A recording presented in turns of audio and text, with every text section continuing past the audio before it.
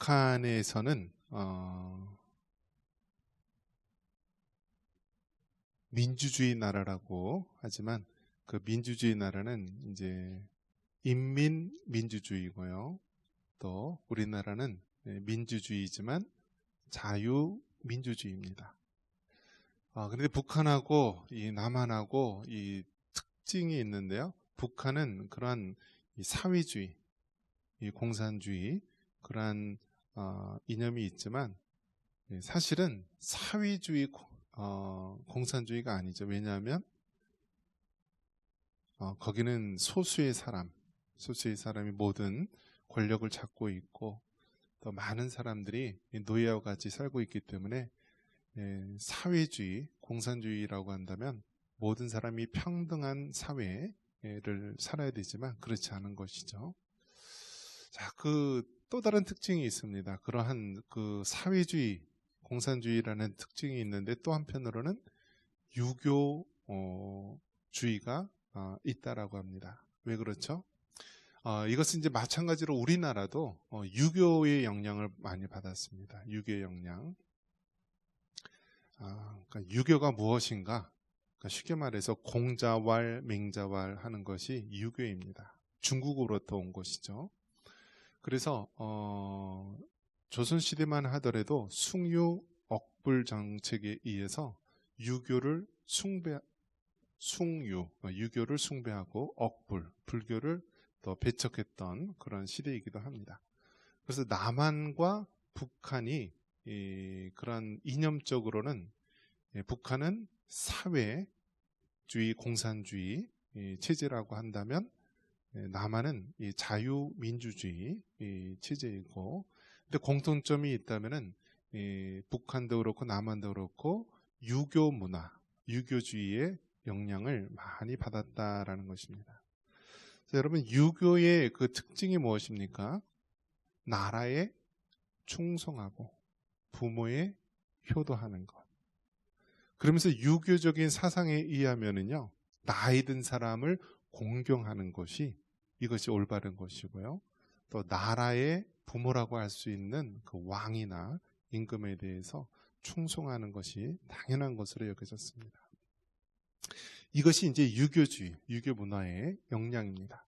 그런데 오늘날 사회에 오늘날 사회는 이제 근대주의 이후라고 해서 근대주의 이후, 그래서 포스트 모더니즘, 모더니즘 다음에 일어났던 시대다라고 해서 우리가 살고 있는 시대를 포스트 모더니즘이라고 합니다.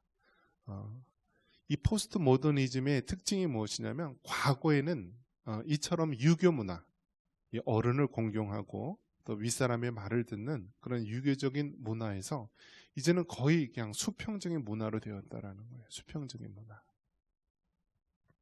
그래서 수평적인 문화이기 때문에요. 우리가 이제 쉽게 생각하면 어떻죠? 미국에 가면은요, 자식들이요, 아들, 딸들이 부모 이름을 불러요. 야, 아무개, 이런 식으로 부모 이름을 불러요. 물론 뭐, father, mother, 뭐, daddy, 뭐, 이렇게 부를 수도 있는데요. 이름을 불러요, 이름을. 그러니까 그 문화 자체가 굉장히 많이 차이가 있죠. 우리 유교의 영향을 받은 데서는 부모의 조남을요, 함부로 못 부르잖아요. 아버지 조남이 어떻게 되냐 그러면은 뭐 홍길동이요 그러면 혼나잖아요. 뭐 홍자, 길자, 동자 되십니다. 뭐 이런 식으로 얘기를 하는데요. 이처럼 차이가 있다라는 거예요. 차이가 있다는 거. 그래서 저 북한에서는 사회주의, 공산주의 체제이지만 유교의 영향이 굉장히 짙게 많이 남아 있고요.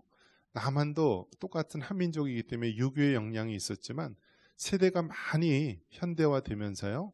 포스트 모더니즘 영향을 받으면서 이제는 유교적인 그런 색채가 사라지고 수평적인 그런 문화가 되었습니다. 그리고 과거에는요, 자녀를 낳을 때 몇 명을 낳았죠? 보통 뭐 4, 5명, 뭐 10명, 12명 뭐 굉장했죠. 예, 정말 뭐 자녀들 결혼시키는데요. 또 애를 가지는 경우도 있고요. 그런 일이 태반이었는데요. 오늘날에는 자녀가 1명, 많으면 2명, 뭐 이런 시대가 되었으니까 이제 굉장히 자녀에 대해서 보는 시각이 더 다르게 되었다는 것입니다.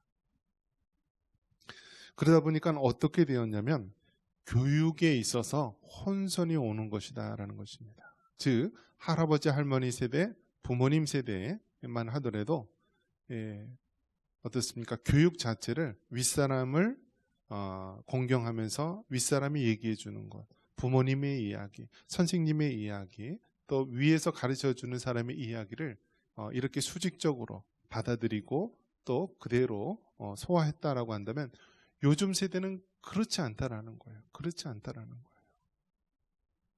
그래서 이것이 너무나 짧은 시간에 우리나라가 근대와 현대와 이렇게 너무나 급작스럽게 모든 것이 변하다 보니까 많은 부분에서 혼선이 오게 됩니다.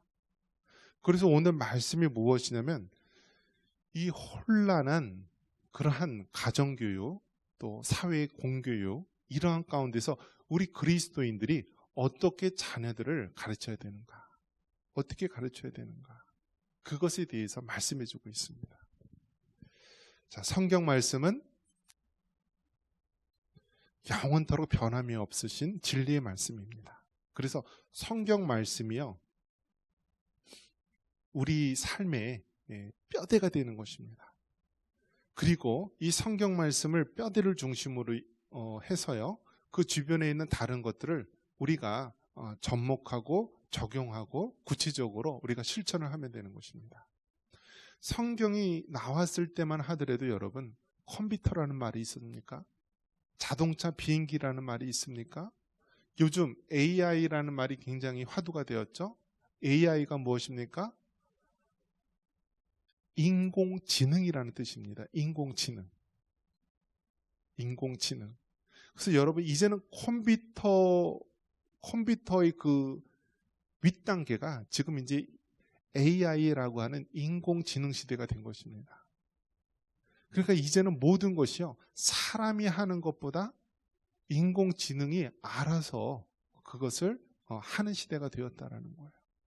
그런 시대 속에서 성경에서는 뭐 컴퓨터 뭐 이러한 인공지능 이런 말이 없는 그러한 성경책인데 그러면 과연 오늘날 우리가 어떻게 해야 되는가? 어떻게 우리가 받아들이고 어떻게 교육하고 앞으로 또 미래 사회를 어떻게 해야 되는가? 우리가 성경을 통하여서 이것을 깨닫고 이것을 삶 속에 잘 적용하는 것이 중요한 것입니다. 먼저 그 원리적으로 본다면요, 우리 4절 말씀 다시 한번 읽어보겠습니다. 또 아비들아 너희 자녀를 노엽게 하지 말고. 자, 여기서 보겠습니다. 먼저 아비들아, 이제 가장인 이제 아버지, 또 아비는 뭐 다른 말로 한다면 우리 아버지 어머니 다 가리키는 것입니다. 부모들을 향해서 말하는 거예요. 부모들은 자녀를 어떻게 하지 말라고요? 노엽게 하지 말라라고 합니다. 한번 따라해 보겠습니다. 자녀를 노엽게 하지 말라. 여러분, 우리가 의외로 자녀를 노엽게 할 때가 많이 있다라는 거예요. 노엽게 할 때가 많이 있다. 왜 그럴까요, 여러분? 부모도 사람이라는 거예요. 사람. 죄성을 가진 사람이에요. 그리고 여러분 생각해 보십시오. 아버지가 되는 교육을 가르쳤습니까? 학교에서는 초등학교 6년, 뭐 중학교, 고등학교, 대학교 그렇게 교육을 쭉 가르치면서 취업을 위한, 기술을 위한 그러한 일반적인 어떤 교육을 위한 그러한 과정을 밟았지만 정말 아버지가 되는, 어머니가 되는, 부모가 되는 교육을 우리가 제대로 받았습니까? 그렇지 않잖아요. 대부분 어떻게 받았죠? 가정교육. 이제 가정에서 어깨너머로 또 부모님을 통하여 이렇게 가정에서 배우는 것이 전부이지 않았습니까? 그러다 보니까 우리가 정말 이 자녀를 우리가 인간적인 모습, 즉 죄성을 가진 인간의 모습으로 자녀를 가르치다 보니까 자녀를 노엽게 할 때가 많이 있다라는 거예요. 노엽게 할 때가 많이 있다. 요즘에는 이 아빠도 나가서 돈 벌고 엄마도 나가서 돈 법니다. 그러니까 자녀들은 어떻게 해야 되죠? 자녀들도 도저히 이렇게 가만히 놔둘 수가 없는 거예요. 그래서 자녀들을 다 학원으로 뺑뺑이를 돌립니다. 학원으로. 그러면 자녀들을 정말 초등학교 때서부터 얼마나 학원으로 뭐 가르치는 것으로 뺑뺑이를 돌리냐면 자녀들이 초등학교 그런 어린아이들이요. 저녁 때까지 늦게까지 교육을 하는 거예요.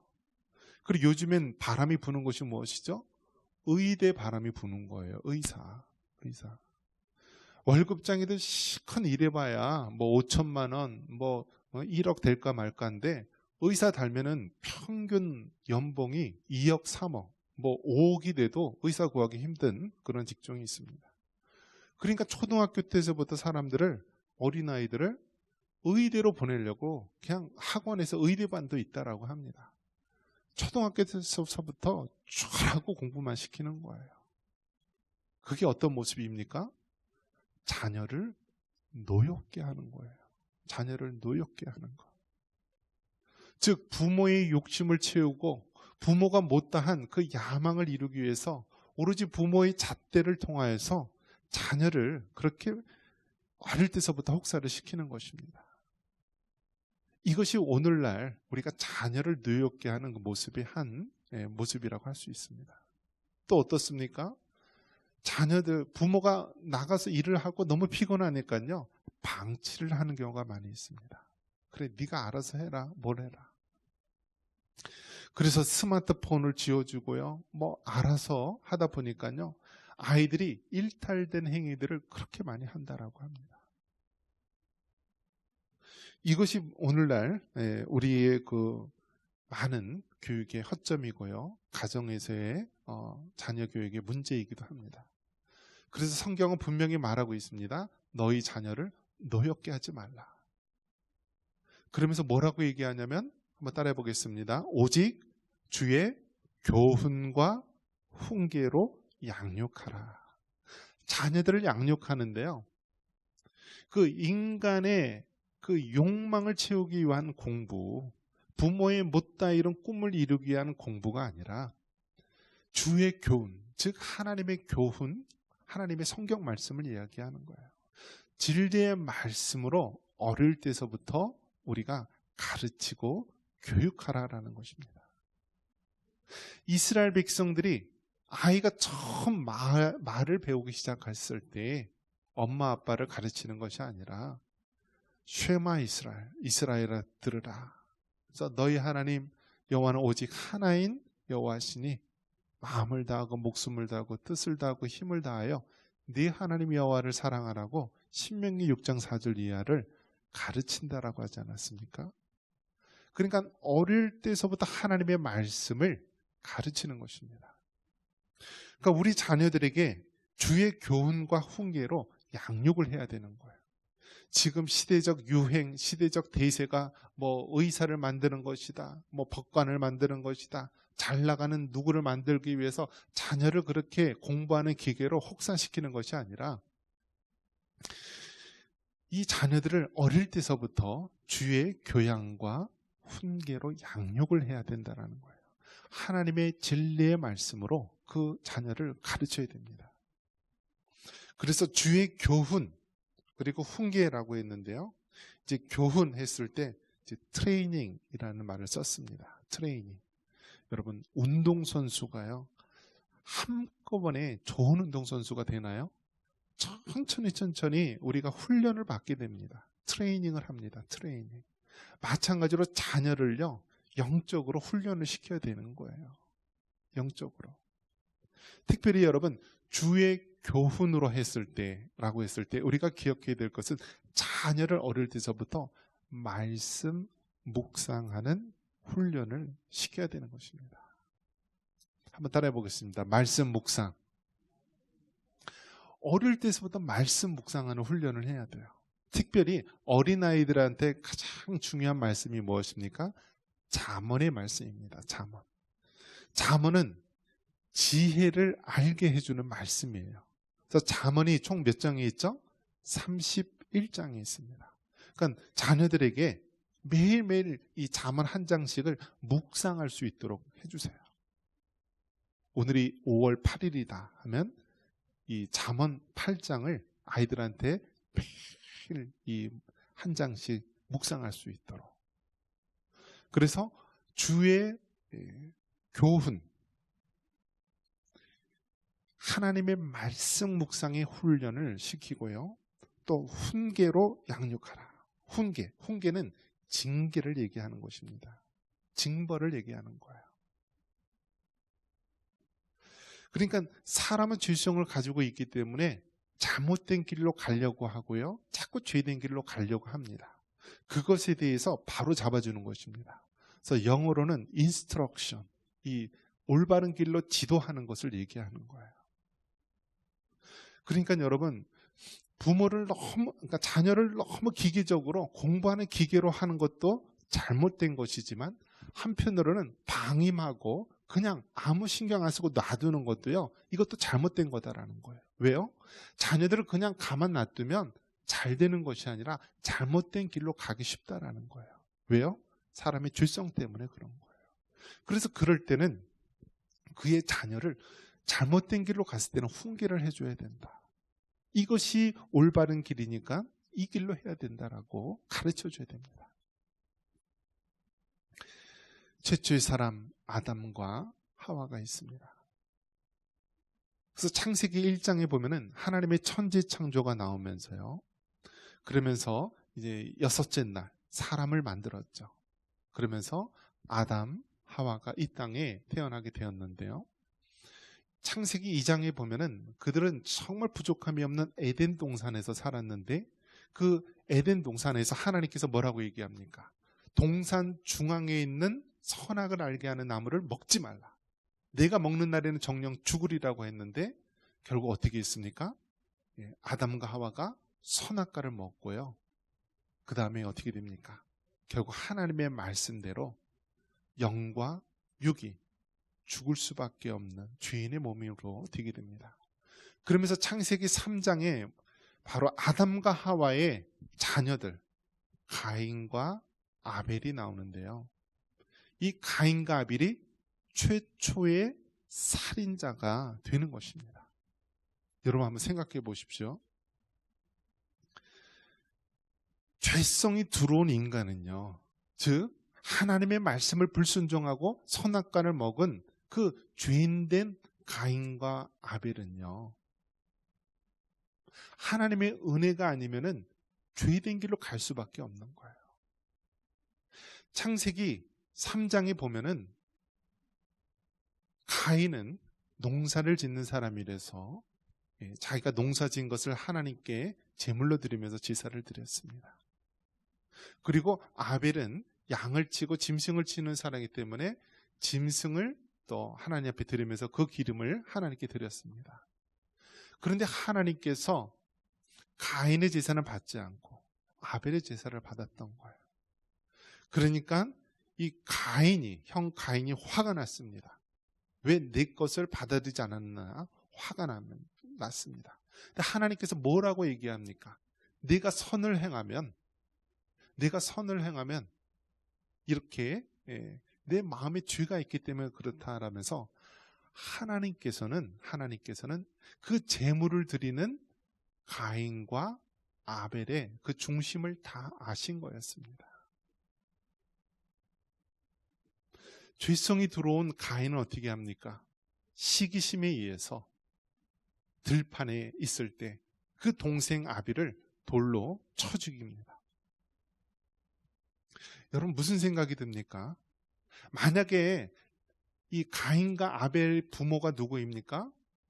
아담과 하와이지 않았습니까? 아담과 하와가 정말 하나님의 말씀에 순종하는 그런 믿음의 삶을 살아가고 늘 하나님이 기뻐하는 모습으로 살아갔다면 그 자녀 세대에 가인과 아벨과 같은 불상사가 생기지는 않았을 것입니다. 가인이 동생을 죽이는 살인자가 일어나지는 않았을 것입니다. 그런데 죄성이 들어온 그러한 인간 세계에서는요, 바로 이렇게 살인죄가 들어오고요, 죄가 인간 세상에 들어오면서 이렇게 고통을 안겨주게 됩니다. 오늘날에도 마찬가지입니다. 오늘날에도 우리도 다 아담과 하와의 혈육의 후손이고요, 우리도 다 죄성을 가지고 있는 사람들이기 때문에 우리가 자녀들에 대해서 올바로 신앙교육을 하지 않으면요, 가인과 아벨과 같은 그런 일들이 일어날 수 있다는 거예요. 왜요? 우리는 죄성을 가진 사람들이기 때문에 그렇습니다. 그렇기 때문에 우리는 하나님의 은혜가 아니고서는 우리가 한순간도 살아갈 수 없는 죄인임을 우리는 깨달아야 됩니다. 오늘 이 성경 말씀이 정말 그 먼 옛날 이야기가 아니라 오늘을 살아가는 우리에게도 너무나 중요한 말씀이라는 것입니다. 오늘날 많은 사람들이 시대적인 흐름이다, 유행이다, 남들이 하는데 안 할 수 없다라면서 자녀를 그렇게 기계적으로 몰아간다거나 혹은 그냥 알아서 그냥 방임하고 그냥 죄 가운데 놔두게 된다면요, 결국 그것은 부모들이 자녀를 노엽게 하는 결과를 낳게 되는 것입니다. 결국 뿌린 대로 거두는 것이고요, 그 자녀가 부메랑이 되어서 결국 부모의 마음을 아프게 하는 것이고 또 할아버지 할머니의 마음을 아프게 하는 거예요. 그렇기 때문에 그 자녀를 우리가 노엽게 하지 말고 주의 교양과 훈계로, 즉 하나님의 말씀으로 지도하고, 그들이 잘못된 길로 갔을 때는 우리가 올바른 길로 갈 수 있도록 지도해 줘야 되는 것입니다. 그것에 대해서 오늘 말을 해주고 있는 거예요.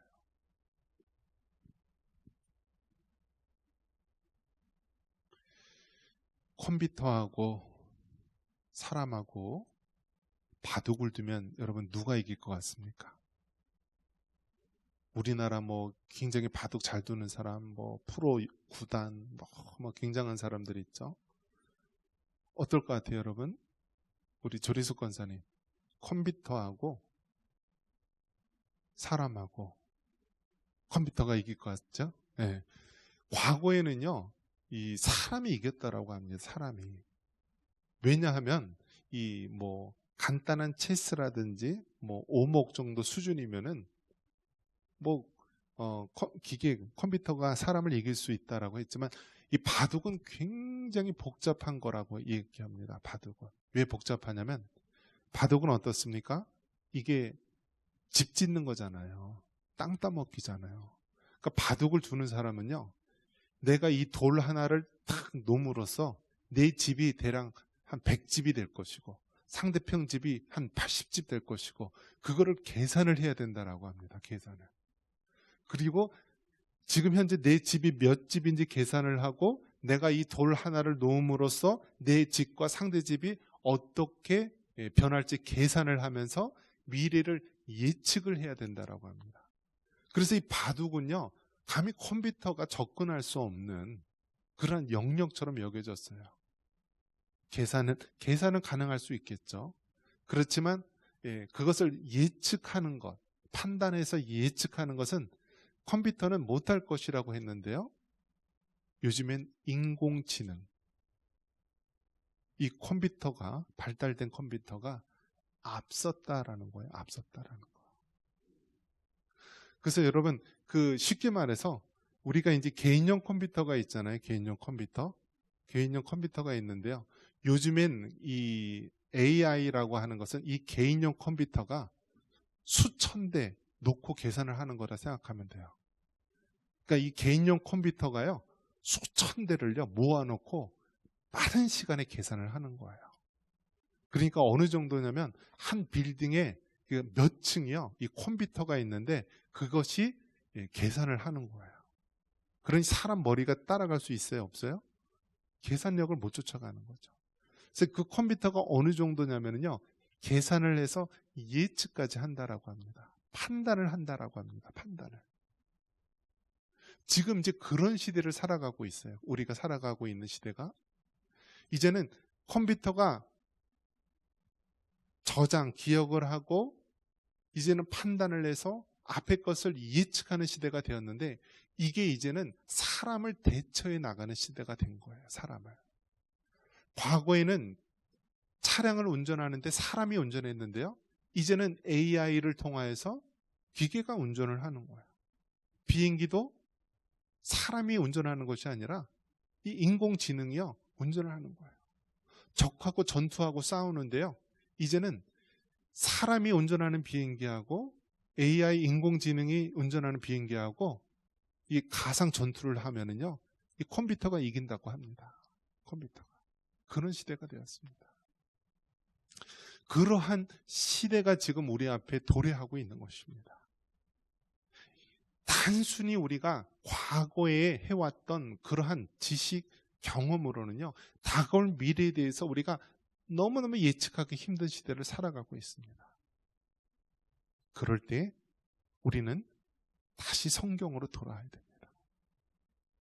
아비들아, 너희 자녀를 노엽게 하지 말고 주의 교양과 훈계로 양육하라.